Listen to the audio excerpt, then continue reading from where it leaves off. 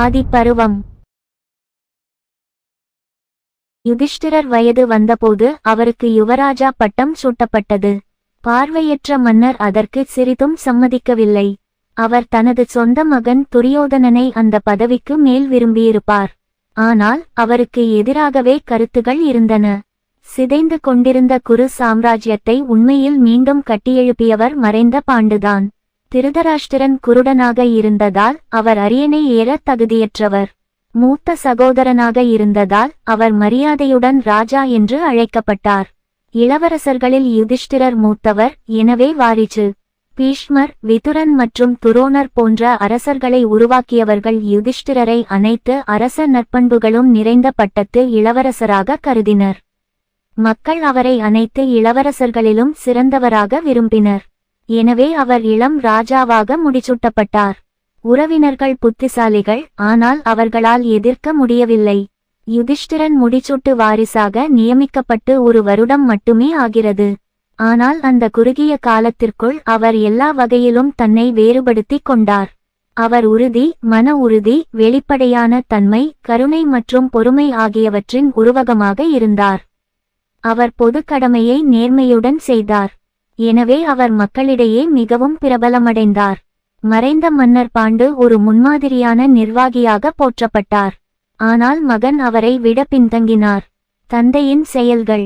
அவரது இளைய சகோதரர்கள் ராஜ்யத்தின் எல்லைகளை விரிவுபடுத்தினர். பீமனும் துரியோதனனும் கிருஷ்ணரின் மூத்த சகோதரரான பலராமரின் சீடர்கள். இந்த பலராமன் கதாயுதத்தை பயன்படுத்தும் கலையில் திறமையானவர். அவருக்கு 7 சீடர்கள் இருந்தனர். அவர்களில் துரியோதனனை அவர் மிகவும் விரும்பினார். துரோணருக்கு அர்ஜுனன் எப்படி இருந்தாரோ துரியோதனன் பலராமருக்குச் சிறந்தவன். துரோணர் அர்ஜுனனின் பயிற்சிக்கு இறுதி வடிவம் கொடுத்தார். அவரை உலகின் சிறந்த வில்லாளியாக மாற்றினார். அதே நேரத்தில் தனது சாதனைகளை பற்றி பெருமை கொள்ள வேண்டாம் என்று சீடருக்கு அறிவுறுத்தினார். அவர் சீடரிடம் ஒரு விசித்திரமான குரு தட்சிணையை கோரினார். நேரம் வரும்போது அர்ஜுனன் துரோணருடன் சண்டையிட வேண்டும். எல்லாவற்றிற்கும் மேலாக துரோணர் தனது சீடரை எப்போதும் தெய்வீக உருவகமான கிருஷ்ணரிடம் அர்ப்பணிப்புடன் இருக்க தூண்டினார். இருப்பினும் அவர் அர்ஜுனனின் தாய் மாமாவான வாசுதேவரின் மகனாக பிறந்தார். ஹஸ்தினாபுர குடிமக்கள் தாங்கள் ஆட்சி செய்யும் அரச குடும்பத்தை பற்றி வெளிப்படையாக விவாதித்து மறுபரிசீலனை செய்து கொண்டிருந்தனர். திறமையற்ற மற்றும் பார்வையற்ற மன்னர் திருதராஷ்டிரன் அரியணை ஏறுவது முறையல்ல. பீஷ்மர் ஆட்சி செய்ய மிகவும் தகுதியானவர், ஆனால் அவர் நீண்ட காலத்திற்கு முன்பே அரியணையை துறப்பதாக சபதம் செய்திருந்தார். மேலும் அவர் இந்த விஷயத்தை மறுபரிசீலனை செய்யப்போவதில்லை. துரியோதனனுக்கு சில கடுமையான குறைபாடுகள் இருந்தன. யுதிஷ்டிரன் ஆட்சி செய்ய தகுதியான ஒரே இளவரசன். இது நகரத்தில் பரவலாக பேசப்பட்டது. பொது கருத்து தனக்கும் தனது தந்தைக்கும் எதிராக இருப்பதாக தனது உளவாளிகளிடமிருந்து கேள்விப்பட்டபோது துரியோதனன் மிகவும் வேதனையடைந்தான். அவன் தன் தந்தையை தனியாக சந்தித்து தனது உணர்வுகளை கொட்டினான். தந்தையே, நீங்கள் ஏன் யுதிஷ்டிரனை பட்டத்து இளவரசராக நியமித்தீர்கள்? அவர் அரசியல் பலத்தையும் புகழையும் நாளுக்கு நாள் அதிகரித்து வருகிறார். மக்கள் உங்கள் குருட்டுத்தன்மையை பயன்படுத்தி அவரை உடனடியாக ராஜாவாக்க விரும்புகிறார்கள். அப்படியானால் நான் ஒரு அடிமையாக நடத்தப்படுவதற்கு ராஜாவின் மகனா? அந்த நிலைக்கு தள்ளப்படுவதை விட நான் இறப்பதே மேல். தாமதமாகும் முன் ஏதாவது நடவடிக்கை எடுக்க முடிவு செய்யுங்கள். திருதராஷ்டிரன் கண்ணில்லாதவனாக இருந்தாலும் இந்த பரிதாபகரமான சூழ்நிலையை நான் கண்டுகொள்ளவில்லை. மக்கள் உங்கள் உறவினர்களை ஆதரிக்கிறார்கள். நாம் எடுக்கும் எந்த அவசர நடவடிக்கையும் நமது அழிவுக்கு வழிவகுக்கும். துரியோதனன், அப்பா, தயவு செய்து நான் சொல்வதை கேளுங்கள். எங்கள் தாத்தா பீஷ்மர் நடுநிலை வகிக்கிறார். பீமன் என்னையும் என் சகோதரர்களையும் கிட்டத்தட்ட கொல்லும் அளவுக்கு ஒடுக்கியபோது தாத்தா தலையிடவில்லை. நான் பீமனை விஷம் வைத்து கொன்றதை அவர் அறிந்திருந்தார். பின்னர் அவர் தன்னை பற்றி கவலைப்படவில்லை. எனவே அவரது எதிர்ப்பு கேள்விக்குறியாக இல்லை. அஸ்வத்தாமாவின் என் மீதான அன்பு துருவ நட்சத்திரத்தை போல நிலையானது. அடர்த்தியான மற்றும் மெல்லிய காலங்களில் அவர் என்னுடன் இருப்பார். அவருடன் இணைந்து அவரது தந்தை துரோணரும் தாய் மாமன் கிருபரும் நம் பக்கம் இருப்பார்கள். மாமா விதுரர் நிச்சயமாக பாண்டவர்களுக்கு பின்னால் இருக்கிறார். ஆனால் அவர் ஒரு பலவீனமான மனிதர், நல்லதோ கெட்டதோ செயல்பட முடியாதவர். அவர் தர்மம் குறித்த உரையாடலில் நிபுணர். எனவே நாம் அவரை புறக்கணிக்கலாம். வலுவான நமக்கு இருக்கும் ஆதரவை கொண்டு பாண்டவர்களை வீழ்த்த நாம் சூழ்ச்சி செய்ய வேண்டியிருக்கும். இப்போது அல்லது ஒருபோதும். திருதராஷ்டிரன், உன் மாமா சகுனிக்கு மந்திரியாக இருக்கும் கற்றறிந்த பிராமணரை பற்றி நான் யோசிக்கிறேன். அவன் பெயர் கணிகன். உலக ஞானத்தில் அவனுக்கு இணையாக யாரும் இருக்க முடியாது. அவன் இப்போது நகரத்தில் இருப்பதாக கேள்விப்பட்டேன். அவனை உள்ளே அழைக்க விரைந்து செல். கணிகாவை இரகசியமாக மன்னரின் தனி அறைக்கு அழைத்துச் சென்று இரகசியமாக அவருக்கு கடுமையான அரச பிரச்சினை முன்வைக்கப்பட்டது. கணிகா சிறிது நேரம் அமைதியாக யோசித்து தனது ஆலோசனையை வழங்கினார். ஓ ராஜா, தயவுசெய்து உங்களிடம் இரட்டை ஆளுமையை வளர்த்து கொள்ளுங்கள். சதித்திட்டத்தை வெற்றிகரமாக தீட்ட இது மிகவும் அவசியம். பாண்டவர்களை மிகவும் நேசிப்பது போல் நடிக்கவும்.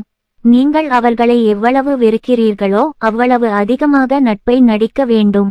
மறைக்கப்பட்ட வெறுப்பு என்பது அமைதியான தீர்க்கமான நடவடிக்கைக்கு ஊக்கமளிக்கிறது. எதிரியை எப்படியாவது கொல்ல வேண்டும். அதில் தாமதம் உங்களுக்கு பாதகமாக இருக்கும். இவ்வாறு கூறி தந்திரமான சூழ்ச்சியாளர் கணிகா அரண்மனையை விட்டு வெளியேறினார். துரியோதனன் மீண்டும் ராஜாவிடம், அப்பா, எனக்கு ஒரு சதித்திட்டம் உள்ளது. பாண்டவர்களையும் அவர்களின் தாய் குந்தியையும் வாரணாவதம் போன்ற தொலைதூர இடத்திற்கு ஒரு வருடத்திற்கு அனுப்ப ஏற்பாடு செய்யுங்கள். அவர்கள் இல்லாத நிலையில் நான் இங்கே என் நிலையை வலுப்படுத்துவேன். அவர்கள் இங்கு திரும்பி வராமல் பார்த்து கொள்வேன். அவர்கள் திரும்பி வந்தால் ஹஸ்தினாபுரம் அவர்களுக்கு மிகவும் சூடாக இருக்கும். திருதராஷ்டிரன் அமைதியாக இருந்தான். அவன் மௌனம் சதித்திட்டத்தை அங்கீகரிப்பதற்குச் சமம். அவன் மகன்கள் மீது அவனுக்கு இருந்த பொறாமை அவரது இறந்துபோன சகோதரர் ஆழ்ந்த மனவேதனை அடைந்தார். தனது மகன் அரியணை ஏற வேண்டும் என்று அவர் ஏங்கினார். துரியோதனனால் லஞ்சம் வாங்கப்பட்ட சில அமைச்சர்கள் வாரணாவதத்தின் முக்கியத்துவத்தை பற்றி பேசத் தொடங்கினர். அந்த இடம் சிவனுக்கு புனிதமானது. அங்கு கொண்டாட்டம் மிகவும் மகிழ்ச்சியாக இருந்தது. அதன் சூழல் ஆரோக்கியமாக இருந்தது. இதை பற்றிய பிரச்சாரம் பரவலாக செய்யப்பட்டது.